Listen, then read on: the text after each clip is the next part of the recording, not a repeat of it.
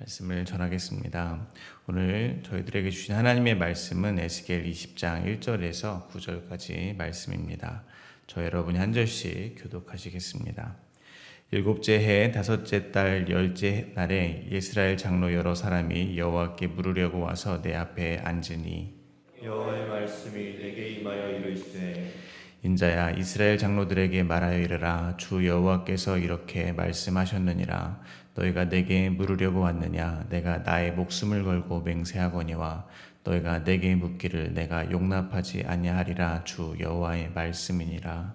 인자야 내가 그들을 심판하려느냐 내가 그들을 심판하려느냐 너는 그들에게 그들의 조상들의 가증한 일을 알게 하여 이르라 주 여호와께서 이같이 말씀하셨느니라 옛날에 내가 이스라엘을 택하고 야곱의 집에 후회를 향하여 내 손을 들어 맹세하고 애굽 땅에서 그들에게 나타나 맹세하여 이르기를 나는 여호와 너희 하나님이라 하였노라. 그날에 내가 내 손을 들어 그들에게 맹세하기를 애굽 땅에서 인도하여 내어 그들을 위하여 찾아두었던 땅 곧 젖과 꿀이 흐르는 땅이요 모든 땅 중에 아름다운 곳에 이르게 하리라 하고 또 그들에게 이르기를 너희는 눈을 끄는 바 가증한 것을 각기 버리고 애굽의 우상들로 말미암아 스스로 더럽히지 말라 나는 여호와 너희 하나님이라 하였으나 그들이 내게 반역하여 내 말을 즐겨 듣지 아니하고 그들의 눈을 끄는 바 가증한 것을 각기 버리지 아니하며 애굽의 우상들을 떠나지 아니하므로 내가 말하기를 내가 애굽 땅에서 그들에게 나의 분노를 쏟으며 그들에게 진노를 이루리라 하였노라. 함께 읽겠습니다. 그러나 내가 그들이 거주하는 이방인의 눈 앞에서 그들에게 나타나 그들을 애굽 땅에서 인도하여 내었나니 이는 내 이름을 위함이라 내 이름을 그 이방인의 눈 앞에서 더럽히지 아니하려고 행하였음이라. 아멘. 하나님은 에스겔에게 고관들을 위하여 애가를 지어 부르라 라고 하셨습니다. 그리고 사자와 포도나무의 비유를 가지고 유다는 이제 권세 잡을 자의 규가 될 만한 강한 자가 하나도 남지 않았음을 말씀하여 주셨습니다.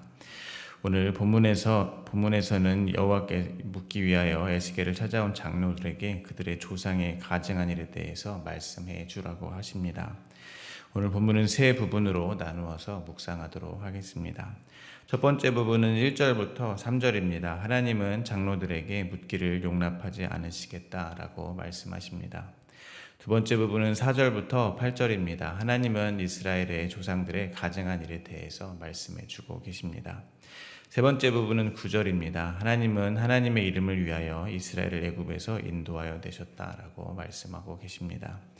먼저 1절과 2절입니다.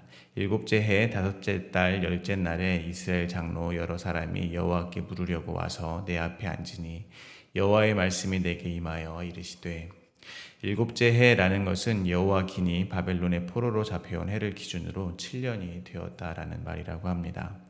이때 포로로 잡혀온 이스라엘 백성들 가운데 장로 여러 사람이 여호와께 묻기 위해서 에스겔을 찾아온 것입니다.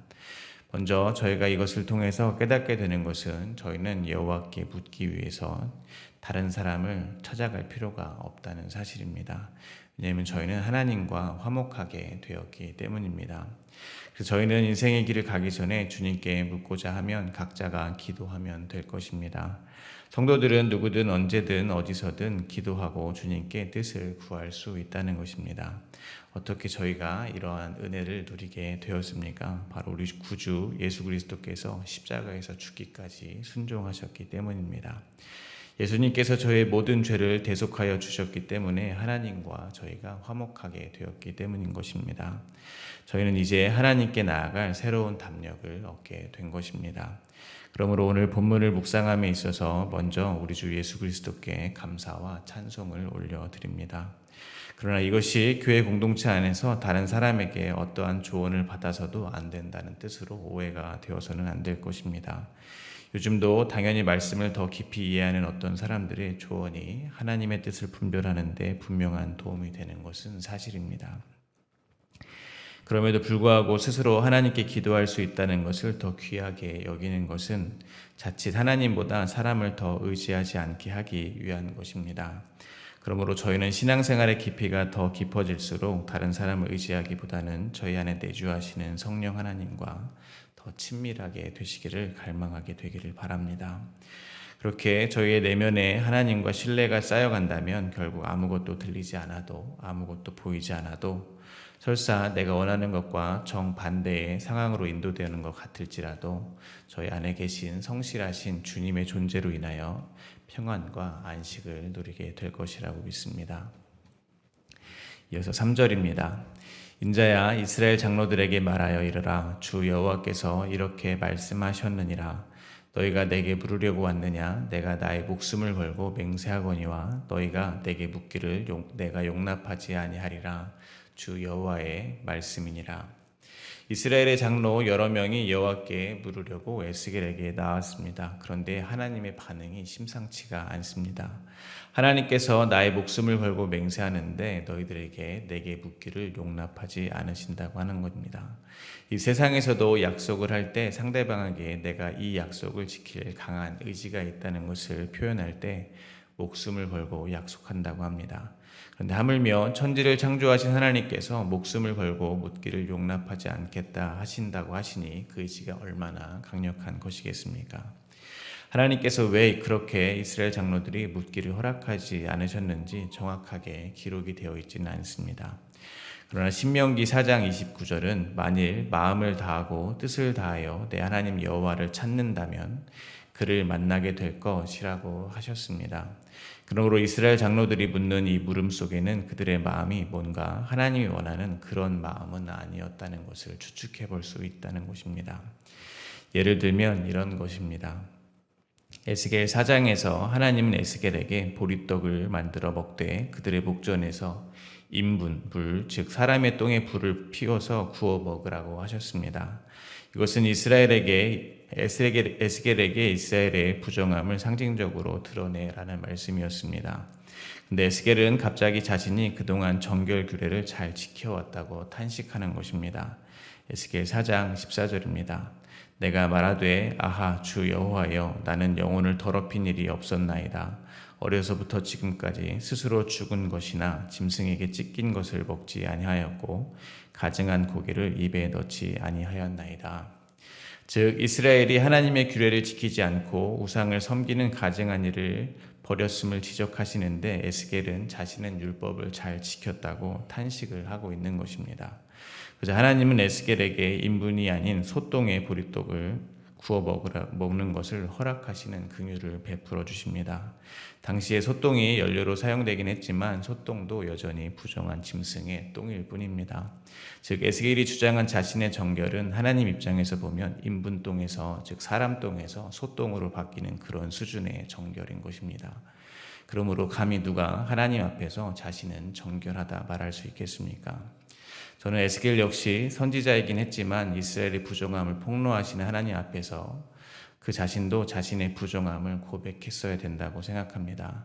즉, 예, 맞습니다. 저는 인분에 떡을 구워 먹어도 아무 할 말 없는 죄인입니다. 라고 했어야 한다는 것입니다.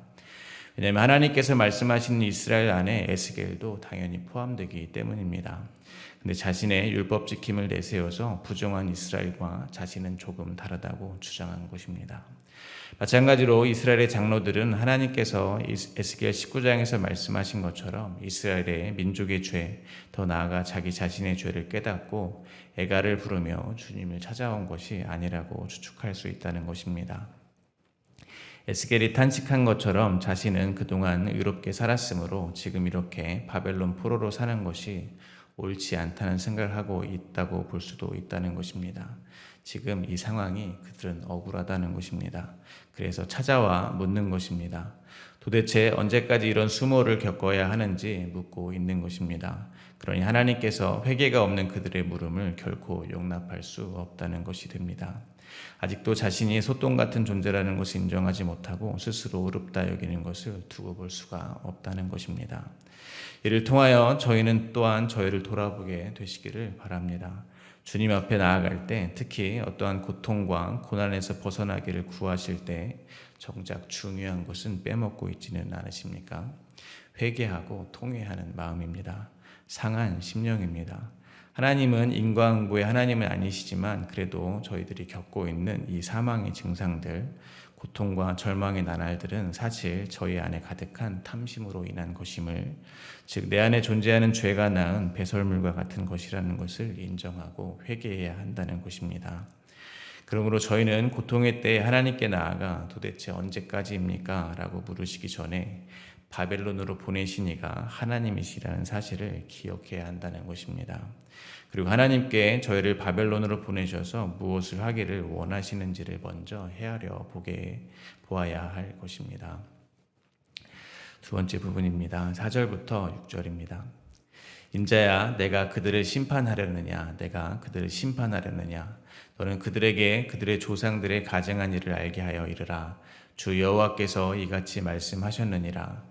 옛날에 내가 이스라엘을 택하고 야곱 집의 후예를 향하여 내 손을 들어 맹세하고 애굽 땅에서 그들에게 나타나 맹세하여 이르기를 나는 여호와 너희 하나님이라 하였노라. 그날에 내가 내 손을 들어 그들에게 맹세하기를 애굽 땅에서 인도하여 내어 그들을 위하여 찾아두었던 땅, 곧 젖과 꿀이 흐르는 땅이요 모든 땅 중에 아름다운 곳에 이르게 하리라 하고, 성경에서 두 번 강조하여 말씀하시는 것은 강조의 의미가 있습니다. 즉 하나님의 말씀을 묻기 위해 에스겔에게 나온 장로들에게 심판을 해야 된다고 강조를 하시는 것입니다. 그러기 위해서 그들이 왜 심판을 받아야 하는지 설명해 주라고 하시는 것입니다. 그들의 조상들의 가증한 일을 알려주라고 말씀하고 계십니다. 먼저 하나님께서 이스라엘을 택하였고 야곱 족속들의 자손들을 향하여 하나님의 손을 들어 맹세하였고 그들이 애굽 땅에 있을 때에도 나는 너희 하나님 여호와라고 하셨다는 것입니다. 그리고 그들을 애굽 땅에서 인도하여 젖과 꿀이 흐르는 땅이요 모든 땅 중에 아름다운 곳에 이르게 하겠다 맹세하셨다는 것입니다. 먼저 저희가 기억해야 하는 것은 이스라엘을 애굽에 보내신 분도 하나님이라는 사실입니다. 즉 그들이 애굽에서 지냈던 그 시간도 그들은 하나님께 잊혀진 것이 아니라 여전히 하나님의 언약 안에 있었던 시간이라는 것입니다. 창세기 15장에서 하나님은 아브라함에게 말씀하시기를 내 자손이 이방에서 객이 되어 400년 동안 그들을 섬길 것이라 라고 말씀하셨습니다. 그리고 400년이라는 시간은 곧 아모리 족속의 죄악이 가득 찰 때를 기다리는 것이라고 말씀하여 주셨습니다. 뒤집어 말하면 가나안 땅에 살고 있는 아모리 족속을 심판하시기 위하여 그들의 죄악이 가득 찰 때까지 400년을 기다리신다는 말이 됩니다. 하나님이 정하신 때까지 심판을 유보하신다는 의미입니다. 마찬가지로 저희는 어떤 면에서 보면 이 애굽 같은 역사의 시간 속으로 보냄을 받은 것입니다. 언제까지 여기에 있어야 된다는 것입니까? 이 땅의 죄악이 만연할 때까지입니다. 그래서 심판의 때가 이를 때까지 저희는 이 세상에서 살아야 되는 것입니다. 그래서 저희 같은 성도들은 애굽 같은 세상에 살아갈 때 하나님의 언약을 의지하여 하루하루 버티며 살아가는 것입니다.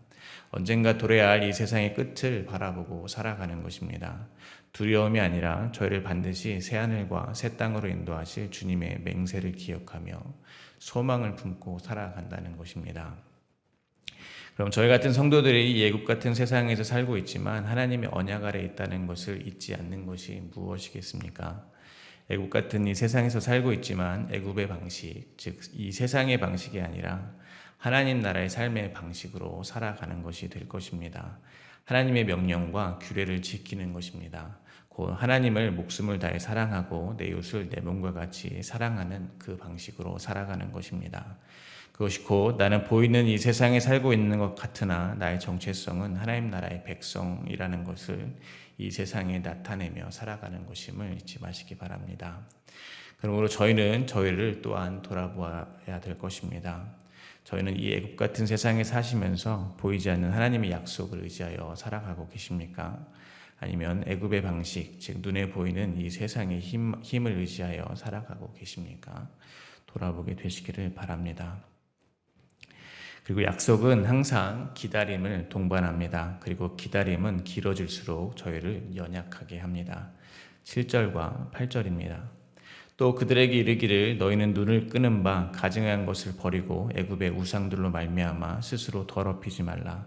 나는 여호와 너희의 하나님이니라 하였으나 그들이 내게 반역하여 내 말을 즐겨 듣지 아니하고 그들의 눈을 끄는 바 가증한 것을 각기 버리지 아니하며 애굽의 우상들을 떠나지 아니하므로 내가 말하기를 내가 애굽 땅에서 그들에게 나의 분노를 쏟으며 그들에게 진노를 이루리라 하였노라. 하나님께서는 애굽에 있는 이스라엘 백성들에게 나는 너의 하나님이라 약속하시며 당부하셨다는 것입니다. 눈을 끄는 바 가증한 것들을 버리고 애굽의 우상들로 말미암아 스스로 더럽히지 말라라고 하셨습니다. 그런데 그들이 하나님의 말씀을 듣는 것을 즐겨하지 않았고 그들의 눈을 끄는 바 가증한 것을 버리지 않고 애굽의 우상들을 떠나지 않았다는 것입니다. 그래서 그들은 하나님의 분노와 진노를 받아야 함이 마땅하다는 것입니다. 애굽은 당시에 아주 발달된 도시였습니다. 간단히 말하면 풍요로웠다는 것입니다. 이스라엘 백성들의 눈에 애굽의 그러한 풍요가 반드시 보암직했을 것입니다. 하나님이 약속하신 땅, 즉 젖과 꿀이 흐르는 땅이요 모든 땅 중에 아름다운 땅보다 지금 그들이 살고 있는 애굽 땅이 더 좋아 보였을지도 모릅니다. 여기도 좋은데 하나님이 약속하신 그 땅으로 굳이 가야 할 필요를 느끼지 못했을지도 모른다는 것입니다. 그래서 애굽 사람의 삶의 방식을 따라서 그대로 살았을 것입니다. 그들이 섬기는 우상을 섬기는 것입니다. 오죽하면 그들은 출애굽하여 광야 생활을 할 때조차 애굽 생활을 그리워했던 것을 저희는 알고 있습니다. 그런데 문제는 그것은 하나님이 싫어하시는 것이라는 것입니다. 하나님은 애굽에 살고 있지만 하나님의 약속을 믿고 그곳에서도 하나님의 택함을 받은 백성이라는 정체성을 잃지 않고 살기를 바라셨습니다. 그들이 섬겨야 하는 신은 오직 하나님 한 분뿐임을 잊지 않기를 바라신 것입니다. 그래서 오직 하나님께만 예배드리고 하나님의 명령과 규례를 지키며 살기를 바라신 것입니다. 그런데 그들은 마치 하와가 눈에 보암직한 선악과를 따먹은 것처럼 애굽에서 눈을 끄는 보암직한 것들을 택한 것입니다. 우상을 섬기며 자기의 탐심을 따라 살아간 것입니다. 그러므로 그들은 하나님의 분노와 진노를 맞아도 아무 할 말이 없는 죄인이라는 것입니다. 그런데 생각해보면 400년이라는 시간이 보입니다. 당시는 노아 홍수 이후이기 때문에 우리의 연수가 70이요 강건하면 80이라고 했습니다. 그렇다면 짧게 잡아도 4대 이상의 시간이 흘러간 것입니다. 만약 저희가 다른 나라 이민을 가서 4대 정도 시간이 지나면 어떻게 되겠습니까? 완전히 현지화가 됩니다. 4대가 아니라 그 나라에서 태어난 2세 정도만 되어도 완전히 현지화가 됩니다. 겉모양만 한국 사람이지 그의 생각이나 행동은 현지와 거의 같아진다는 것입니다. 그러므로 애굽에서의 400년이란 시간이 흘렀다면 이스라엘 자손들은 자연스럽게 애굽화되었을 것입니다. 하나님의 택한 족속이 이방인과 똑같이 되었다는 것입니다. 그러므로 400년의 시간을 애굽에 보내놓으시고 야곱과 함께 처음 고센 땅에 정착했을 때와 같이 하나님의 규례와 명령을 따라 살기를 바라시는 것은 어쩌면 무리한 요구가 아닌가 하는 것처럼 보이기도 합니다. 그런데 이 말을 뒤집어 보면 애굽에서의 400년은 하나님께서 기다린 것이 단지 가나안 족속의 죄악이 만연할 때를 기다린 것뿐만 아니라는 것입니다. 이런 이스라엘 백성들도 하나님의 긍휼이 없이는 살 수가 없는 죄인임을 드러낼 때까지 기다리셨던 시간일 수도 있다는 것입니다. 그러니까 원래 의로운 자들이 400년이라는 시간 동안 죄인으로 변했다는 것이 아니라 원래 그들의 처음 자리가 하나님께서 분노를 쏟으며 진노를 내리셔도 마땅한 죄인이었다는 사실을 드러내시기 위하여 하나님은 기다리셨다는 말이 된다는 것입니다. 그러므로 이스라엘은 애굽에서의 시간이 지나고 이제 완벽하게 하나님의 은혜에 기댈 수밖에 없는 자타공인 죄인의 자리에 서게 되었다는 것입니다. 그 누구도 자기의 공로로 출애굽의 은혜를 입었다고 주장할 수 없게 되었다는 것입니다. 마찬가지로 저희를 이 애굽 같은 세상에 보내어 살게 하신 주님은 기다리고 계실지도 모릅니다. 저희가 더 이상 무화과 나무 잎으로 저희의 수치를 스스로 가리려 하지 않을 때까지 기다리고 계실지도 모른다는 것입니다. 제 말은 저희가 죄인인 것을 증명하려고 죄를 막 지어야 한다는 말이 아닙니다. 오해가 없어야 할 것입니다. 그러나 제 말은 저희가 원래 죄인인데 그동안 죄인이 아닌 척 율법적 열심과 선행 등으로 가리려 했던 저의 모습이 바로 아담이 자기의 수치를 스스로 가리려 했던 무화과 나무 잎에 불과할 수 있다는 것입니다. 그런데 이 애굽 같은 세상에서 신앙생활하고 주님을 더욱 알면 알수록 저희는 도저히 저의 힘으로 스스로 수치를 가릴 수 없는 완전한 죄인임을 인정할 수밖에 없다는 것입니다. 저희는 본래가 하나님의 분노와 진노를 다 맞아야 하는 죄인 중에 괴수임을 결국엔 고백하게 된다는 것입니다. 그렇게 하나님은 저희가 하나님께 언제 이 포로 생활이 끝나기를 묻기를 위해 장로들과 다르게 나는 이렇게 바벨론의 포로로 끌려와서 고통당해도 아무 할 말 없는 죄인이 맞습니다. 고백하게 되기를 기다리고 계실지도 모른다는 것입니다. 그래서 애굽 같은 세상에 저희를 보내신 것인지도 모르겠다는 것입니다. 그러므로 저희는 주님께 수치를 감출 필요가 없습니다. 저희가 죄인인 것을 당당하게 고백하시기를 바랍니다. 다시 한번 말씀드리지만 죄를 막 지어도 된다는 말은 아닙니다. 당연히 죄를 멀리해야 합니다. 죄를 지으면 하나님께 죄송해야 합니다.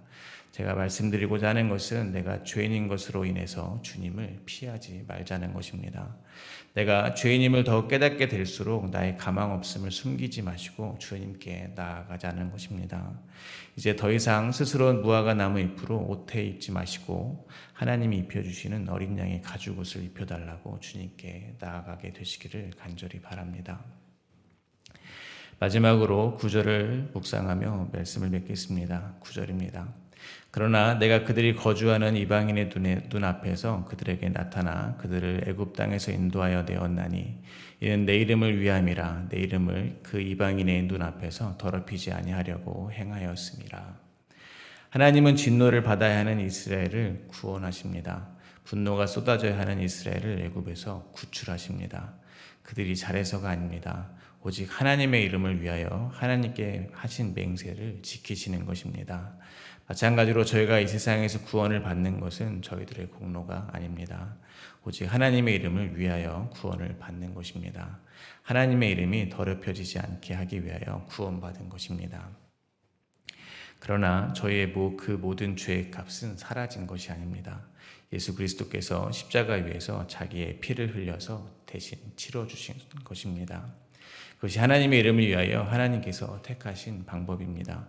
그리고 그것이 저희가 입고 있는 어린 양의 가죽옷입니다. 그러므로 오늘도 스스로 의롭다 하지 마시기를 바랍니다. 하나님의 은혜가 없으면 단 하루도 살 수 없는 자임을 고백하고 또 고백하게 되시기를 바랍니다. 이 세상의 힘과 풍요 때문이 아니라 주님이 베풀어 주신 그 은혜와 긍휼로 인하여 오늘 하루도 만족한 하루가 되시기를 간절히 기도드립니다. 오늘 주신 하나님의 말씀을 생각하며 함께 기도하겠습니다.